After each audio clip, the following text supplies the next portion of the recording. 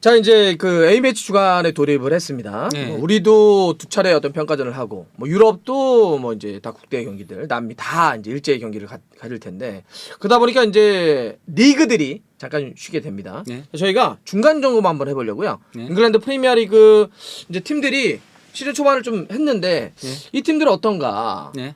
저희가 이제 수합 분석을 좀 하려고 합니다. 네. 그래서 강점은 뭐고, 약점은 뭐고, 기회, 위기 이런 것들 나눠서 초반에 이 팀들이 어때서 앞으로 좀 어떨 것 같다 이런 얘기 좀 하려고 하는데 자 그러면 이 수합 분석에 6개 팀만 하죠. 네, 우리가 좀 잘 알고 있는 자, 순위대로 아스날부터 한번 해보겠습니다. 아스날이 지금 맨유의 원정 경기 한번 패한 거 말고는 전승입니다. 네. 네, 1위를 달리고 있는데 네. 그리고 또 재미난 게 뭐냐면 끝나면 A매치 주간 끝나잖아요. 그럼 바로 토트넘과 북런던 더비를 바로 갔습니다. 네. 지금 아스날이 왜 이렇게 잘 나가는지 어떻게 이렇게 좋은지 한번 이야기를 해볼 텐데 자 아스날의 일단 강점부터 한번 가볼까요? 예, 뭐 베스트 11의 짜임새가 굉장히 좋습니다. 아하 약점을 찾아보기 힘들 정도로 현재로서는 베스트 11이 예, 제수가 오면서 마침내 최대 약점이었던 9번 문제도 해소를 확실하게 했고요. 아하. 예, 그리고 또 이제 진첸코가 오면서 또 왼쪽 풀백도 어느 정도 예, 왜냐면 그렇죠, 왼쪽 풀백이 그렇죠. 너무 부상이 티어니가 많다 보니까 맞아요. 좀 자주 없는 문제들이 있었는데 오면서 좀 그런 것도 있고 그리고 어린 선수들이 성장해주면서 또 그런 문제들도 예, 많이 해소가 됐죠. 센터백도 살리바가 와가지고 예. 이제 예, 마갈량이스하고 확실한 센터백 듀오를 이루고 있고요. 그러다 보니까 이렇게 벤 화이트가 이제 오른쪽에 예. 와서 안정적으로 볼 수도 있는 거예요. 그리고 마르티넬리도 성장해줬고요. 이번 그렇지, 시즌에는 그렇지. 확실하게. 아하. 예, 그러면서 베스트 11도 약점을 찾아보기 힘든 데다가 아르테타 감독의 전술이 마침내 녹아들기 시작을 하고 있습니다. 어허. 이것도 그러니까 선수들이 어쨌건 간에 아르테타 밑에서 1년간 그 당금질을 한 것도 있고요. 그렇죠. 예, 거기에 더해서 아르테타가 너무나도 잘 알고 있는 선수들이 가세해서 한층 더 팀을 완성시킨 것도 있는 거죠. 바로 아. 진첸코와 제수스. 아 좋습니다. 일단 딱 우리가 주전급 멤버들의 어떤 그 딱 짜임새 예. 아르테타 감독이 그 베스트 11을 또 이끌어가는 전술적인 능력 네. 이런 것도 굉장히 지금 성숙 단계에 올라와 있다. 네. 그래서 저는 이번 시즌 초반만 놓고 보면요. 경기력적인 안정감은요. 아스날이 가장 높다고 봐요. 아하. 심지어 맨시티보다도 경기력의 안정감은 더 좋아요. 좋습니다. 왜냐면 또 베스트 11이 그만큼 좋은 거니까. 그렇죠. 자 약점은 뭘까요? 약점은 일단 결국은 중원 뎁스 가장 특히나 다른 데보다도 중원 뎁스. 왜냐하면은 파티가 부상이었을 때 그때 좀 흔들렸잖아요. 그렇죠. 로콩가가 그거를 조금 메우긴 힘들잖아요. 엘레니도 그렇고. 예. 그리고 엘레니도 하필이면 그때 동시에 부상으로 빠지기도 했었고요. 맞아요. 그러면 자카 정도가 있는 건데. 예, 그 자카가 그러니까 이번 시즌에 굉장히 좋은 활약을 펼치면서 지금 지탱해주고 있긴 한데요. 그 부분도 거의 첫 번째랑 조금 연결되는 거죠. 아르테타 감독 밑에서 마침내 예, 빛을 발하고 있는 거긴 한데 그래도 파티의 역할을 해줄 수 있는 선수가 없다. 아하. 그리고 자카가 빠지게 되면 또 자카에 대한 역할을 할 수 있는 선수도 좀 부족한 부분들이 있고 이 팀이 지난 시즌에도 막판에 무너졌던 거는 결국 뎁스. 맞아요. 그래서 이제 김동환 해설위원이 그놈의 사위론을 얘기한 게 그거였잖아요. 예?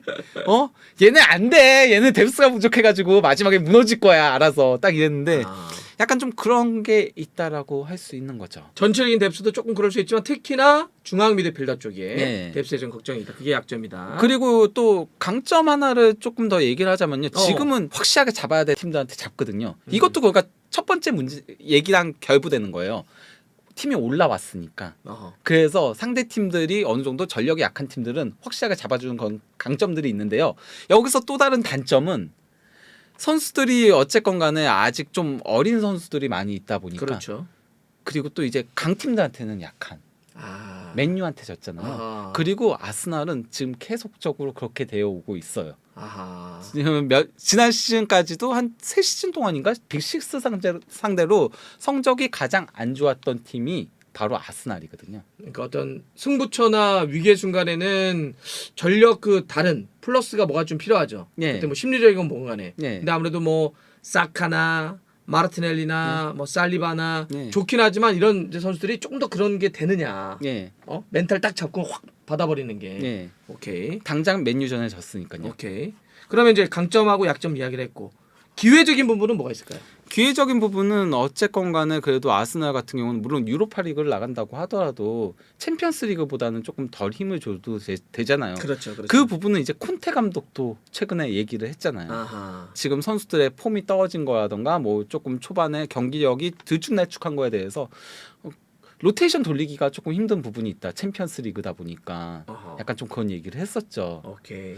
그런데 이제 아스날은 유로파 리그니까 조금 더 어. 그래도 여유 있게 선수단을 운영을 할 수 있는 거죠. 유로파 리그는 아직 초반에는 그래도 그렇죠. 그렇게 힘을 그렇죠. 주진 않잖아요.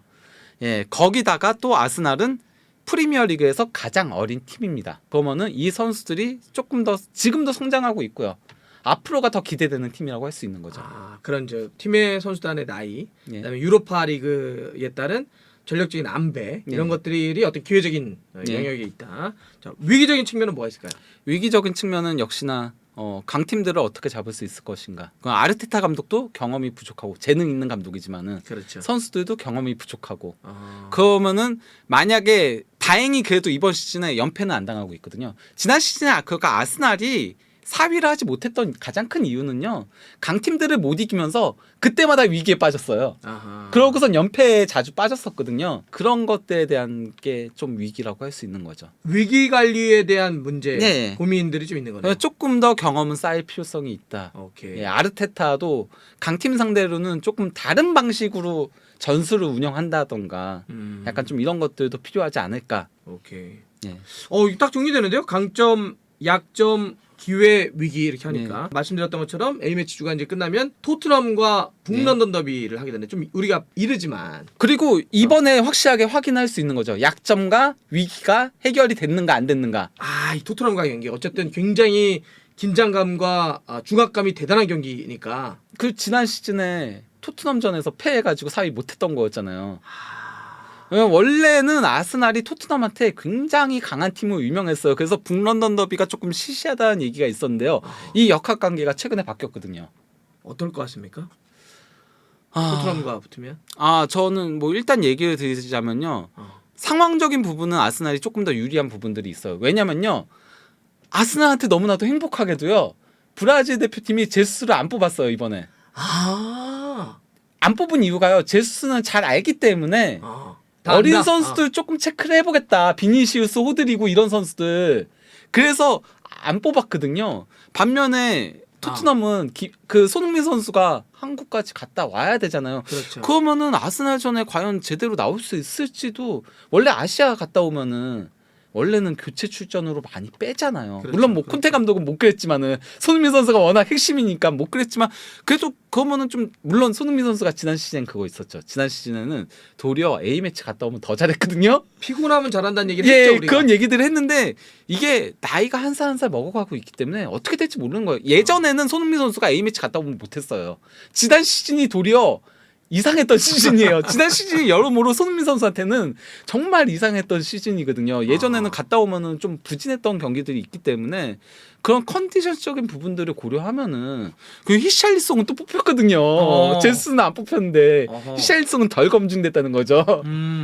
A매치 여파가 북런던 더비의 가장 큰 이슈 중에 하나겠네요. 네, 저는 큰 여파를 끼칠 거라고 봅니다. 그렇기 때문에 그런 여건적인 부분에서는 조금 더 아스날이 유리하긴 한데 요새 또 토트넘이 아스날한테 강했으니까 오케이. 예 그리고 콘테 감독의 전술적인 게 딱 이제 아르테타, 펩 이런 거에 또 안티테제잖아요. 말 그대로 그거 정말 잘 공략을 하잖아요. 올라오는 팀 상대로 육박을 잘 때리니까. 그럼 전술적인 부분을 고려하면은 또 토트넘이 유리한 부분이 있거든요. 오케이. 그래서 이 경기에 솔직히 저는 정상적인 상태면은 그래도 토트넘이 조금 더 유리하지 않을까라고 생각을 했을 것 같거든요. 그건 전술적인 상상 같은 거나 아직 아르테타 감독이 콘테급의 감독을 상대로 뭔가 묘안을 짜내기에는 경험적으로도 부족하다고 생각이 들어서 그러지 않을까. 그래서 최근에 조금 반복이 되지 않을까 싶었는데 이번에 A매치 여파가 있어서 그래서 모르는 경기가 됐다. 오케이.